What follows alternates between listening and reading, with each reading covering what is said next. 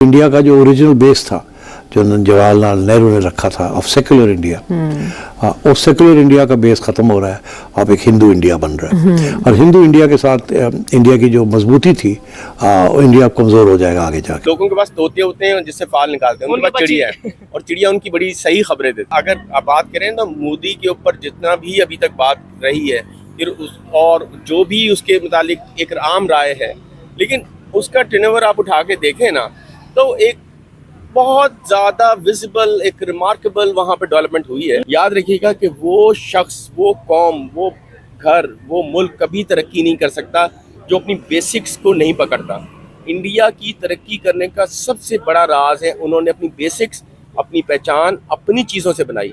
अपना कपड़ा पहनते हैं, अपनी गाड़ी बनवा के, टाटा मोटर्स वहाँ की सबसे ज़्यादा चलने वाली गाड़ी है। वहाँ की आप आज भी पान पराग उठा लें, उन्हें अपना पान पराग है। कोक ने 5 दफ़ा कोशिश की थी कि इंडिया में जाके रजिस्टर हो जाए और अपना ब्रांड बेचे, क्योंकि हर बड़ी कंपनी की दाल टपकती है। बात है, इतनी बड़ी आबादी में जब वो जाके कोक बेचेगा तो कहाँ रेवेन्यू जाएगा। ऐसे ही है। तो इंडिया का अभी भी लॉ है कि जी आप आए, टेबल पे बैठे, अपनी रखें कि ये ब्रांड बेचना है। 51% शेयर्स गवर्नमेंट को बेचें। 1947 में हमने आज़ादी ली, 1948 में चाइना ने आज़ादी ली। ठीक है। उनको वो अगर आप हिस्ट्री उठा के देखें ना तो चाइना को कबाड़ी की दुकान कहा जाता था, अफीमी कौम कहा जाता था, चरसी नशई, और वाकई वो लागल बेकार कौम थी, कुछ नहीं करते थे, दुनिया हंसती थी। ऐसे ही है। और उनके पास भी एक लीडर है, माओ सेतुंग आया। इंडिया ने जो एक काम किया वो ये किया, जमहूरियत को बहुत स्ट्रॉन्ग रखा, डेमोक्रेसी को बिल्कुल टूटने नहीं दिया। मसाइल बहुत ज्यादा है वहाँ भी। मेरे काफी दोस्त हैं जो इंडिया ट्रैवल किया हुआ रहते हैं और ठीक है, वो क्या कहते हैं जी। तो दोस्तों मैं हूं सुहेब चौधरी और आप देख रहे हैं मेरा और आपका YouTube channel real entertainment TV. Pakistan के सीनियर जर्नलिस्ट नजम सेठी साहब जो कि अपनी चिड़िया के हवाले से बहुत फेमस हैं और खास तौर पे प्रेडिक्शन, इंडिया पाकिस्तान को लेकर प्रेडिक्शन करते नजर आते हैं। रिसेंटली उन्होंने इंडिया के हवाले से एक स्टेटमेंट दी। उन्होंने बोला है कि इस दफा इलेक्शन में definitely Indian prime minister Narendra Modi की पार्टी बीजेपी फिर से विन करेगी, लेकिन साथ ही साथ उन्होंने ये भी बोला है कि इस दफा विन करने के बाद जो इंडिया है, नेहरू का इंडिया, सेकुलर इंडिया की बजाय हिंदू इंडिया बनने जा रहा है। इंडिया का जो ओरिजिनल बेस था जो जवाहरलाल नेहरू ने रखा था ऑफ सेक्युलर इंडिया, और सेक्युलर इंडिया का बेस खत्म हो रहा है, अब एक हिंदू इंडिया बन रहा है। और हिंदू इंडिया के साथ इंडिया की जो मजबूती थी इंडिया कमजोर हो जाएगा आगे जाके। पाकिस्तानी पब्लिक से बात करेंगे क्या पाकिस्तान भी एक डेमोक्रेटिक कंट्री है, यहाँ पे इलेक्शन किस तरीके से होते हैं, और सेकेंडली इंडिया में आज तक डिक्टेटरशिप नहीं आई, वहाँ पे जो इलेक्शन का प्रोसीजर है वो किस तरीके से होता है। क्या वाकई में अगर बीजेपी विन करती है तो वो हिंदुत्व की तरफ या हिंदूइज्म की तरफ जाती नजर आएगी? पब्लिक ओपिनियन आप तक पहुंचाएंगे और जो मेरी पर्सनल ओपिनियन है वो भी मैं आपको साथ साथ बताऊंगा। चलते हैं वीडियो की तरफ और मिलते हैं वीडियो के बाद। अस्सलाम वालेकुम। वालेकुम अस्सलाम। आपका नाम? कामरान शहजाद। क्या करते हैं कामरान भाई? मैं फिलहाल तो बिजनेस कर रहा हूँ। ठीक है। और ये रेस्टोरेंट आप देख रहे होंगे, फ्राई ऑन। जबरदस्त जबरदस्त। तो ये रन कर रहे हैं फास्ट फूड। अच्छा, कैसा चल रहा है? पहले तो ये बताएं जो इस टाइम पाकिस्तान के हालात हैं, ऐसे हालत में बिजनेस कैसा चल रहा है? देखिए, हालात को बिजनेस के साथ कनेक्ट करके अगर देखा जाए तो मुश्किल है। ठीक है। एक आम आदमी अपने जो घरेलू मसाइल हैं, जो रोज़मर्रा की ज़रूरियात की बेसिक ज़रूरियात की चीज़ें हैं वो पूरा कर ले बहुत है। उसके बाद जब सरप्लस इनकम होती है, पॉकेट में एक्स्ट्रा पैसा होता है, तब वो बाहर निकलता है कुछ अयाशी करने, फैमिली के साथ गेट टुगेदर करने। अच्छा, जो टॉपिक है जिसके ऊपर हम वीडियो रिकॉर्ड कर रहे हैं, पाकिस्तान एक जमहूरी डेमोक्रेटिक कंट्री है, यहाँ पे जो इलेक्शन होते हैं, अभी रिसेंटली इलेक्शन हुए, इसके ऊपर बात करेंगे कि फ्री एंड फेयर हुआ। दूसरे नंबर पे नेबर कंट्री इंडिया, वो भी एक डेमोक्रेटिक कंट्री है, वहाँ पे इलेक्शन चल रहे हैं और उसके हवाले से बात करेंगे। सबसे पहले ये बताएं, पाकिस्तान में इलेक्शन फ्री एंड फेयर हुए या होते हैं?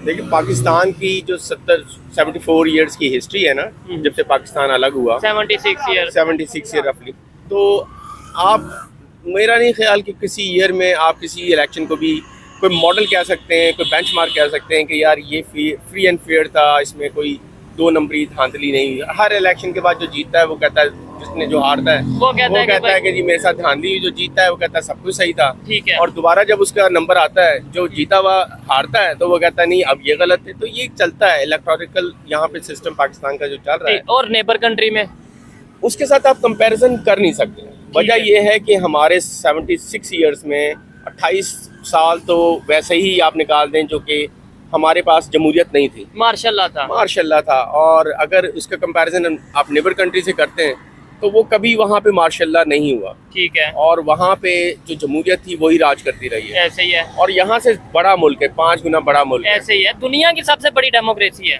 बिल्कुल। और उसके बाद चाइना के बाद दूसरे नंबर की पॉपुलेशन है। आप 24 करोड़ को कंट्रोल नहीं, सही नहीं कर रहे।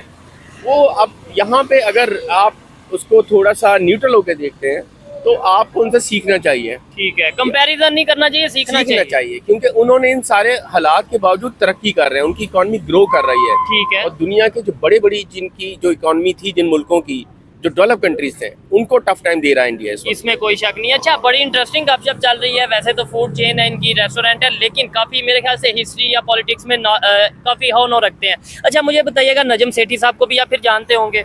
कौन नहीं जानता उनको। ठीक है, उन्होंने वो हमेशा प्रेडिक्शन करते हैं, कभी पाकिस्तान को लेके, कभी दुनिया को लेके। अभी उन्होंने इंडिया को लेके प्रेडिक्शन किया। उन्होंने बोला कि वहाँ पे अभी जो इलेक्शन हो रहे हैं इंडिया में, जो इस समय बीजेपी है उनकी गवर्नमेंट आएगी, मतलब नरेंद्र मोदी की गवर्नमेंट आएगी, और वहाँ पे समझ लें कि भाई हिंदुत्व का राज हो जाएगा, वो सेकुलरिज्म खत्म हो जाएगा। और इस तरीके से देखें, उनके पास ना, लोगों के पास तोते होते हैं जिससे फाल निकालते हैं, उनके पास चिड़िया है और चिड़िया उनकी बड़ी सही खबरें देती है। अच्छा। और इसीलिए कोई भी गवर्नमेंट आ जाती है वो वहीं अपनी जगह पे रहते हैं। ठीक है, वो किसी ना किसी कभी तरह पीसीबी के चेयरमैन, कभी कुछ भी है, वो अपनी जगह बना के रखते हैं। तो इससे आप समझ सकते हैं कि उनको उसका ताल्लुक वो किनके साथ है और उनका ताल्लुक किनके साथ है। तो जो वो कह रहे हैं बिल्कुल ठीक कह रहे हैं। नहीं, आपको लगता है, नहीं आपको लगता है कि मतलब जैसे देखे ना, अगर बीजेपी की गवर्नमेंट आने से हिंदुत्व का कोई ताल्लुक होता तो फिर पहले भी 2 टर्न और तो बीजेपी के हैं, मतलब 10 साल हो गए उनकी गवर्नमेंट के, तो फिर आप इसके ऊपर क्या कहना चाहेंगे? और डेवलपमेंट किस दौर में ज्यादा हुई है? आप इंडिया की बात कर रहे हैं। हाँ। देखिए, इंडिया की अगर आप बात करें तो मोदी के ऊपर जितना भी अभी तक बात रही है, फिर और जो भी उसके मुतालिक एक आम राय है, लेकिन उसका टर्नओवर आप उठा के देखें ना, तो एक बहुत ज्यादा विजिबल, एक रिमार्केबल वहाँ पे डेवलपमेंट हुई है, नजर आई है, और नजर आई है, दुनिया देख रही है। और उन्होंने आईटी को उठा के देख लिया। एक सिंपल से, हम टोटल की बात नहीं करते, सिर्फ आईटी की। चांद पे वो पहुंचे, चंद्रयान 3 उनका, उसके अलावा 5वीं बड़ी इकॉनमी, और बहुत सी ऐसी चीजें हैं जो हमें स्टेप बाय स्टेप उनको अगर काउंट करने, आप सिर्फ आईटी को उठाएं और आईटी को उठा के देखें कि उन्होंने क्या डेवलप। इस वक्त दुनिया में जो आईटी में लोग काम कर रहे हैं वो इंडिया को प्रेफर करते हैं कि वहां से अपने सॉफ्टवेयर, अपनी एप्लीकेशन और चीजें बनाएं। उसकी क्या रीजन हो सकती है? मतलब हम तो कहते हैं फ्रीलांसिंग में हम भी नंबर 1 कह लें, या मतलब बहुत ज्यादा पाकिस्तान नंबर 1 कहना, तो मैं भी कहूँ कि जी फास्ट फूड में मैं नंबर 1 हूँ लेकिन नंबर 1 होना, कहना और प्रैक्टिकल होना बड़ा फर्क पड़ता है। ये बड़ी टेक्निकल। और अभी आईटी की हम बात कर रहे हैं ना, आईटी वो फील्ड है कि जो प्रैक्टिकल मांगती है, वो डिग्री बेस्ड नहीं होती। वो ये नहीं कहती कि आपने डिग्री पेपर दिखाया और आपको कुर्सी टेबल मिलेगी, आप जॉब करना शुरू। ठीक है, वहाँ पे आपने करके दिखाना, प्रैक्टिकली करके दिखाना है। आपको क्रिएटिव होना पड़ता है, सीखना पड़ता है। इंडिया में आज भी आप उठा के देखें ना, तो आईटी वहाँ का बच्चा लेके चलता है, और उसको पता है कि ये दुनिया की सबसे ग्रोइंग फील्ड है। ठीक है, उसको अपना फ्यूचर नजर आ रहा था पाकिस्तान में। आप भी आज किसी स्कूल के, पाकिस्तान के सबसे अच्छे स्कूल के बाहर चले जाएं और वहाँ के 2-4 बच्चों के ऐसे ही रफ कट इंटरव्यू करें कि भाई आप फ्यूचर को क्या देखते हैं। वो कहता है जी एक ही जवाब होगा, जी वो मुझे तो नहीं पता, या तो वो कह देंगे बाहर जाना है, या पापा जो कहेंगे वो होगा या मैं बाहर जाऊंगा। उसको क्लियर कट अपनी कुछ नहीं पता कि मेरा कल क्या है। और इसमें मेरे ख्याल से देखें, बड़ी अच्छी डिस्कशन चल रही है। इसमें मैं भी गलत भी हो सकता हूँ, लेकिन मेरे ख्याल से इसमें स्टूडेंट्स की उतनी मिस्टेक नहीं है जितनी टीचर्स की मिस्टेक है, जितनी हमारे एजुकेशन सिस्टम की मिस्टेक है। और जैसे सर आपने आईटी की बात की है, इंडिया आईटी में बड़ा मतलब नाम बना रहा है, बड़ा अर्न कर रहा है, उतना सऊदी अरेबिया अपने ऑयल से नहीं वो करते, जितना मतलब रेवेन्यू जनरेट करते, जितना वो आईटी से कर रहा है। देखो ना, अभी पाकिस्तान की जो आईटी की इंडस्ट्री है ना, वो बहुत ग्रो करके भी $3 बिलियन को टच किया रफली। अब आप कहते हैं कि जी मैं इंडिया से या किसी भी अपने नेबर कंट्री, इवन बांग्लादेश से हम कंपेयर नहीं कर सकते। बांग्लादेश हमसे 1970 में हमसे अलग हुआ। और मैं ऑनेस्टली बताऊं, अगर अभी आप बात कर रहे हैं, मेरा इत्तेफाक हुआ बांग्लादेश जाने का एक प्रोजेक्ट है। अच्छा, 2007-8 में मैं बांग्लादेश गया। ठीक है। और ऑनेस्ट टू गॉड, मैंने जब वहाँ जाके देखा ना, पहले ही 2-3 दिन में मेरी ऑब्जर्वेशन ये थी कि पाकिस्तान अल्हम्दुलिल्लाह बहुत अच्छा है, क्योंकि उस वक्त 2007-8 में हमारी करेंसी उससे बहुत बेहतर थी। ठीक है, वहाँ की इकॉनमी हमसे हमारी बेहतर थी। ठीक है। वहाँ के जो हालात देखे ना, यहाँ पर तो मैं सॉरी अपॉलोजीज करके की बात कहना चाहूँगा, यहाँ पे हम एक अयाश कौम की तरह रहते हैं। पैदल चलना हमारे लिए तौहीन है, रक्शे भी ऑटो रक्शे हैं। वहाँ पर गली गली में आपको चौक के ऊपर साइकिल रक्शे में लोग खड़े हैं, गुर्बत का राज है। 2007 की आप बात कर रहे हैं, और अब की, और अब आप देखें कि वो हमसे वो जो करेंसी, जब मैंने 1 रुपया दिया था तो मुझे वहां से 100 रुपया मिला था। हाँ, 1 रुपए का 100 रुपया, 1.25 रुपया मिला। 1.25 रुपया, ठीक है। तो हमारी करेंसी उनसे, हमारी करेंसी बेहतर थी। ठीक है। और अब वो तकरीबन 2.5 टाइम हमसे ऊपर चले गए। ठीक है। तकरीबन 2.5 रुपए ऊपर चले गए ना।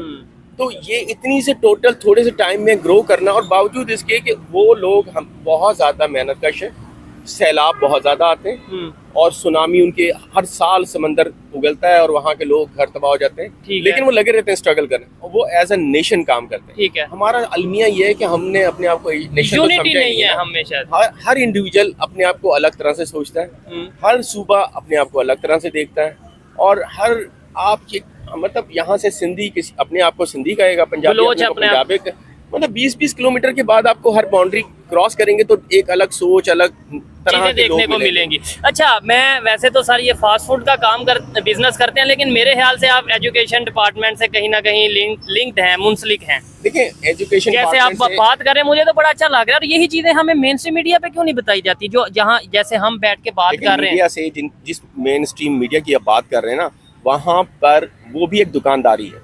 ठीक है। ठीक है। तो दुकानदारी बंदा पॉजिटिव वे में भी कर सकता है। पॉजिटिव वे में अब एक होता है ना चस्का लेने वाली बात, हम सॉरी मैं थोड़ा नेगेटिव हो रहा हूँ, हम लोग जहाँ पे चस्का मिलता है ना वो ज्यादा उस तरफ जाते हैं। ठीक है। अब मीडिया में भी आप जाके देखें, जो ये जितने टॉक शो चल रहे होते हैं उसमें चस्के लेने वाले आपके इश्यूज होते हैं। ऐसे ही है। 1 घंटा जाया करने के बाद कोई रिजल्ट नहीं निकलता, वो खुदाफिज करते हैं, आगे निकल जाते हैं। और मैं बड़ा देख के हैरान होता हूँ कि मैं ये चैलेंज करता हूँ कि पाकिस्तान के मेन स्ट्रीम मीडिया पे कौन सा ऐसा प्रोग्राम है जो ये चीज डिस्कस करता है कि भाई आज दुनिया में क्या चीजें डेवलपमेंट की तरफ जा रही हैं, और इन चीजों के ऊपर हम हमेशा बैठ के ये बहस करते हैं। एक पीटीआई वाला बैठ जाता है, एक नून लीग वाला, एक पीपल पार्टी वाला, वो कहते हैं तुम चोर हो, वो कहते हैं तुम चोर हो। ये तो बात ही नहीं कर रहे कि भाई हम खड़े कहाँ पे। बात ये है, आप जो बात कर रहे हैं बड़ी ठीक बात कर रहे हैं, और दूसरा एक बात और समझने की है कि आपका जिस कौम का विजन स्ट्रांग होता है ना, वो कौम बहुत तरक्की करती है। अच्छा सर, विजन बनता कैसे? हाँ, आपको एक छोटी सी कहानी, इंडिया का विजन कैसे बन गया? आपको बहुत सिंपल सी कहानी बताता हूँ।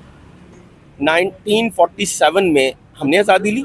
हाँ, 1948 में चाइना ने आजादी ली। ठीक है। ठीक है। उनको वो अगर आप हिस्ट्री उठा के देखें ना, तो चाइना को कबाड़ी की दुकान कहा जाता था, अफीमी कौम कहा जाता था। हाँ, चरसी नशई, और वाकई वो लागर बेकार कौम थी, कुछ नहीं करते थे, दुनिया हंसती थी। ऐसे ही है। और उनके पास भी एक लीडर है, माओ ज़ेडुंग आया। माओ ज़ेडुंग ने अपनी कौम को बुलाकर जब हालात देखे ना, तो उसने कहा कि मुझे 2 हाथ नहीं 4 हाथ चाहिए, और उसके लिए कहा कि मैं एक छोटी सी कहानी सुनाता हूँ। ये बड़ी दिलचस्प स्टोरी है। जी जरूर। तो माओ ज़ेडुंग ने कहा अपनी कौम को कि एक गांव था चाइना का, और उसमें धूप नहीं आती थी क्योंकि वो चारों तरफ से पहाड़ों में घिरा हुआ था। ठीक है। तो वहां पे सदियों से लोगों ने धूप देखी नहीं थी, लोगों को पता नहीं था धूप क्या है, और दूसरे शहरों में जाते थे तब देखते थे धूप भी कोई चीज होती। ठीक है। तो वहां से एक आदमी निकला और उसने हथौड़ी छेनी ली और वो चलना शुरू किया कि मैं ये पहाड़ गिराऊंगा और धूप लेकर आऊंगा। ठीक है। अब ये बात हो रही विजन की, अभी आपने कहा ना विजन क्या होता है।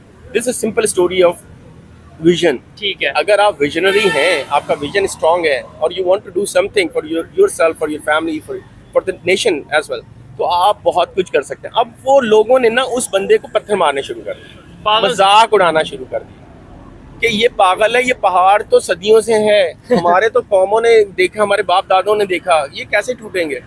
और वो बंदा फिर पत्थर लगते रहे, लेकिन वो चलता रहा। वो जाके पहाड़ के ऊपर बैठा और उसने छेनी सोड़ी उठा के मारना शुरू कर दिया पत्थर, और तोड़ने शुरू कर दिया। रोजाना उसका मामूल बन गया, लोगों ने उसको इसी तरह से ट्रीट करना शुरू कर दिया। और आखिर ये हुआ, एक बंदे ने उसे पूछा, जैसे आप मुझसे पूछ रहे हैं कि तुम कब तक ये पत्थर तोड़ोगे, तो पहाड़ है, तुम मर जाओगे एक दिन। उसने कहा कोई बात नहीं, मैं मर जाऊंगा, छेनियां तोड़ी मैं अपने बेटे को दे जाऊंगा और वो मर जाएगा, वो आगे, तो ये नस्लें चलेंगी लेकिन टूटेगा। और वो वही हुआ कि उस गांव में आखिर वो पहाड़ टूटे और धूप आई, और वो इसी तरह से माओ ज़ेडुंग ने एग्जाम्पल दी और लोगों का कि मेरे साथ मिल जाओ और हम इस कौम का नक्शा बदलते हैं। अच्छा, ये तो चाइना की आपने सर बात की, ठीक है। हम थोड़ा सा इसलिए इंडिया से लिंक करते हैं अपने आप को, थोड़ा सा देखते हैं, क्योंकि हमारी जो सी खाना, हमारा गुफ्तगू का अंदाज, हमारी चीजें काफी हद तक उनसे मैच करती हैं। 1940 आपने बोला 1947 में चाइना बना, और ये 1947 में तो इंडिया का भी मतलब उन्होंने सफर स्टार्ट, कंट्री एक साथ है ना। लेकिन आप ये कह सकते हैं ना कि इंडिया तो वहीं रहा ना, हमने टूट के अपना घर बनाया, हम अलग हो गए, अलग हुए, ठीक है। हमने उस घर को बनाया, फिर हमारे साथ भी मसले हुए, बांग्लादेश हमसे अलग हुआ, ठीक है। लेकिन इंडिया ने जो एक काम किया वो ये किया, जमहूरियत को बहुत स्ट्रॉन्ग रखा, डेमोक्रेसी को बिल्कुल टूटने नहीं दिया। मिसाइल बहुत ज्यादा है वहाँ भी। मेरे काफी दोस्त हैं जो इंडिया ट्रैवल किया हुआ रहते हैं, और ठीक है, वो क्या कहते हैं जो जिन्होंने ट्रैवल, कहते हैं कि यार वहाँ भी गुर्बत है, लेकिन बड़ा सिंपल कंपैरिजन है। और कंपैरिजन क्या है कि वहाँ की आवाम गरीब है, हुकूमत अमीर है। ठीक है, पाकिस्तान की आवाम अमीर है और हुकूमत गरीब है। लेकिन अगर देखा जाए दुनिया के टॉप 10 रिचेस्ट पर्सन जो हैं उनमें से 2-3 तो मतलब जैसे अंबानी, अडानी और ये टाटा 7वें नंबर पे आता है, अंबानी आता है। हाँ। लेकिन देखिए ना वो क्यों आते हैं। एक तो ये है कि हमने अभी बात की कि पॉपुलेशन, आबादी इतनी बड़ी है कि आप वहाँ पे एक 50 रुपए 10 पैसे की कोई चीज बना के जब बेचते हैं तो 122 करोड़ की आबादी को बेच रहे हैं। 40 के करीब हो गई अब तो, मतलब अब चाइना 150 पे 32 पे खड़ा था, ये 122 पे थे, अब वो और ज्यादा करोड़ आबादी बढ़ रही। बहरहाल समझने की बात ये है कि हम जो कौमें अपने आप से सिंसियर होती है ना वो बहुत आगे जाती है। ठीक है, जो कौमें अपने आप से लड़ती है ना, और सिंपल फिर और इसको आसान लफ्जों में, अगर मेरे घर में मसाइल रोटी कपड़ा मकान के रहेंगे तो मैं कैसे डेवलपमेंट की बात करूंगा, मैं कैसे उसको 5 मरले से 10 मरले की तरफ जाऊंगा। मैं तो 5 मरले को संभालने की जंग में लड़ता रहूंगा, ही है, उसी में खत्म हो जाऊंगा। हमें अभी भी यहाँ पे आपको मेंटल पीस नहीं मिलेगा, ठीक है, विजन नहीं मिलेगा, आपको विजन नहीं मिलेगा, जब तक आप फाइनेंशियली साउंड नहीं होंगे, जब तक रोटी कपड़ा मकान की जंग से आप नहीं निकलेंगे, आगे की बात कभी नहीं कर सकते। ठीक हो गया। अभी हम 76 ईयर की जंग लड़ने के बाद भी अभी भी हम रोटी कपड़ा मकान और एजुकेशन को ठीक नहीं कर सके। और वो लोग कहाँ चले गए। और हाँ, अभी आपने बात की थी ना, उनका और क्या रीजन है, उसका एक बड़ा रीजन तालीम पे स्पेंडिंग है, एजुकेशन। हमारे बजट का 2% मैक्सिमम एजुकेशन के लिए रखा जाता है, ठीक है, हिस्टोरिकली ये रखा जाता था। उनके आप जाके अभी गूगल करके देखें कि उनका टोटल जो जीडीपी है उसमें से कितना % है जो एजुकेशन पे खर्च होता है, ट्रूली खर्च होता है। ठीक है, अब हमारे यहाँ मसला ये, अभी कुछ अर्सा पहले IMF की जो प्रेसिडेंट आई थी उसने जाके ग्लोबली कहा था कि पाकिस्तान की तरक्की की सबसे बड़ी हर्डल पता है क्या है, करप्शन। इसमें तो वो तो हम खुद कहते हैं। आप वहाँ 1-2 करके एक लिस्टिंग करते हैं कि पाकिस्तान में प्रॉब्लम क्या है, क्यों नहीं ग्रो कर रहा, तो उस लिस्ट में आपको 10 पॉइंट की जगह बहुत सारे पॉइंट्स आपको ऐड करने पड़ेंगे। और जब उसकी मैपिंग करेंगे कि कौन से पॉइंट को कैसे ठीक करना है, तो आपको समझ नहीं आएगा कि मुझे कितने साल लगेंगे यार इस सारे गन को समेटने में। तो अभी तो आप गन समेटने की तैयारी करें, आप डेवलपमेंट की बात ना करें। और दूसरी बात ये कि जब आप अब बहुत सारी बातें, आपको नहीं लगता कि ये चीजें तभी बेहतर हो पाएंगी जब यहाँ पे स्टेबल गवर्नमेंट आएगी, फ्री एंड फेयर इलेक्शन होंगे, उसके बाद मतलब देखें, जैसे मैं अभी ये नजम सेठी साहब ने बोला कि वहाँ पे फिर जो नरेंद्र मोदी है वो फिर से जीतेंगे और फिर से उनकी गवर्नमेंट आएगी और वो जो है ना वो दुनिया में एक अपना मतलब एक सेकुलर कंट्री से एक नई एग्जाम्पल सेट करेंगे ना। अब देखें पाकिस्तान में गवर्नमेंट की बात आप कर रहे हैं ना कि गवर्नमेंट आती है तो बड़ा सही आएगी, फिर आगे होगा, तरक्की होगी। गवर्नमेंट आती है लेकिन गवर्नमेंट आने के 3 महीने के अंदर ही उन्हें खौफ पड़ जाता है कि हमारी कुर्सियां ना चेंज। और वहाँ पे जब स्टेबिलिटी ना हो, जब आपको खौफ हो कि यार ये पता नहीं मैं आज मिनिस्टर हूँ कल क्या होता है, तो आप अपनी मिनिस्ट्री को संभालेंगे, डेवलपमेंट की बात नहीं करेंगे। ऐसा ही है। वहाँ पर 5 साल के लिए अगर आप आते हैं ना तो आपको पता है कि मैंने 5 साल गुजारने हैं, जितनी बड़ी जंग हो जाए, जितनी आपस में इख्तलाफात हो जाए, जितनी अपोजिशन आ जाए, लेकिन मैंने अपना टर्नओवर पूरा करना है और मैंने डिलीवर करना है, तो मुझे नेक्स्ट ईयर में मिलना है। और फिर शऊर, आप अभी सॉरी अगेन कंपैरिजन की बात हो रही है, पाकिस्तान में आपने वोट देने किसको जाते हैं, आप करैक्टर्स को वोट देने जाते हैं। ऐसा ही है। ये शादी है, ये जगीरदार है, ये जी नंबरदार है, और ये जनाब यहाँ का जी शहर का वडेरा है, और ये जनाब पैसे वाला है। तो जब आपने इन्हीं लोगों को वोट देना है और उन्हीं लोगों ने घूम घूम के असेंबली में बैठना है। फैमिली सिस्टम है हमारी पॉलिटिक्स में। अब इंडिया से कंपैरिजन आपने बातें शुरू कर दी हैं। कुछ अर्सा पहले आपने देखा था कि वहाँ पे एक नई पार्टी एकदम ही रातों रात बन गई थी, आम आदमी पार्टी। वो कैसे आ गई थी यार, कैसे उन्होंने 40-50 सीटें पकड़ ली थी। पाकिस्तान में क्या आप सोच सकते हैं कि आप अचानक कोई बंदा खड़ा होगा और वो एक आम मीडियोकर फैमिली का होगा? नहीं, वो इमरान खान का एग्जांपल वैसे है नहीं है। मतलब इमरान खान को आप आम आदमी ना कहें, वो एक इंटरनेशनल पर्सनालिटी था, इंटरनेशनल पर्सनालिटी है। और जब वो यहाँ पर आया, उसने इलेक्शन की बात की, तो उसके साथ वो तो एक हीरो तो था, नेशनल हीरो था क्रिकेट के हवाले से। उसके अलावा उसके पास इंटरनेशनली एक बहुत बड़ी सपोर्ट थी। हाँ बिल्कुल ऐसे ही है। उसका एक विजडम बड़ा स्ट्रांग था, उसका विजन बड़ा स्ट्रांग था, उसकी 22-25 साल की स्ट्रगल थी। वो आम आदमी नहीं था, वो इन्हीं में से था। ठीक है, लेकिन उसकी सोच बड़ी अलग ठीक है, थी। इंडिया में आपने आम आदमी की जैसे पार्टी की, वहां पे जिस तरीके से वो फिर सपोर्ट करते हैं, अगर कोई करप्शन करता है उसी तरीके से उसे नीचे भी गिरा देते हैं। आपने अगर देखा हो, अभी हमने बात की ना शऊर अवाम की, जो कौमें तरक्की करती है ना, कौमें होती हैं, इंडिविजुअल्स नहीं होते हैं। जहाँ पे आप इंडिविजुअल बन के सोचते हैं ना, तो फिर वो कभी कौम नहीं बन सकते। ये मुट्ठी में से एक उंगली अगर खड़ी करके आप लड़ेंगे ना किसी तो वो 1 मिनट में टूट जाएगी। ठीक है, और इसी को मिला के आप किसी से लड़ेंगे ना, तो ये यूनिटी की एग्जांपल बनेगी। आपस में बेशक जो भी इख्तिलाफात हो सकते हैं, पार्टी आपके घर में आपके भाई होते हैं, आपकी बहनें हैं, आपकी फैमिली है, मियाँ बीवी है, तो एक घर में भी तो एक पूरा सिस्टम चल रहा होता है ना।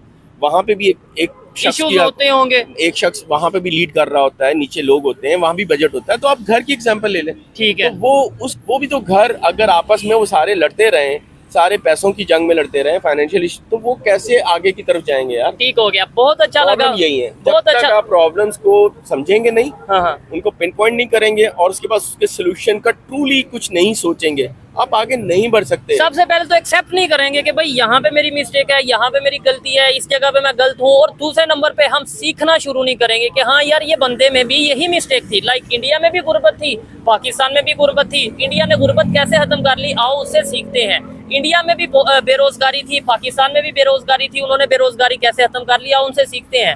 इंडिया भी टेक्नोलॉजी में कभी इतना आगे नहीं था, आज वो टेक्नोलॉजी में बहुत आगे चला गया, हम कैसे नहीं है, आओ उनसे। जब तक ये सोच नहीं लाएंगे आप। एक बात और मैं आपको बताऊं, इंडिया की आप हम एक कंपैरिजन, हाँ, कंपैरिजन नहीं, सीखने की बात कर रहे हैं। इंडिया में अब एक और बड़ी अच्छी सी सिंपल सी एग्जांपल आपको बताऊं। पाकिस्तान में अगर मैंने ये शर्ट पहनी है ना, तो मैं पहली मेरी चॉइस क्या होगी, कौन सी शर्ट मैंने खरीदी, ब्रांडेड होगी, कोई ब्रांडेड होगी। और कौन सी होगी थी वो ब्रांड जो कि जिसकी इंटरनेशनल रिकॉग्नाइजेशन हो। मैं अपने सर्कल में मूव करता हूँ, मुझे देख के मैं कहे कि यार इसने नाइकी की शर्ट पहनी है, बंदा हैगा कोई। मोबाइल चुकिया है तो यार आईफोन चुकिया, कोई बंदा हैगा।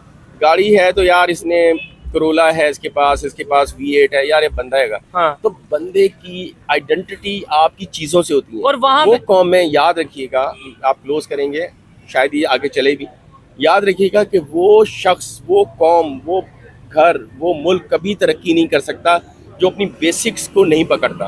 इंडिया की तरक्की करने का सबसे बड़ा राज है, उन्होंने अपनी बेसिक्स, अपनी पहचान अपनी चीज़ों से बनाई। अपना कपड़ा पहनते हैं, अच्छा। अपनी गाड़ी बनवा के, टाटा मोटर्स वहाँ की सबसे ज़्यादा चलने वाली गाड़ी है।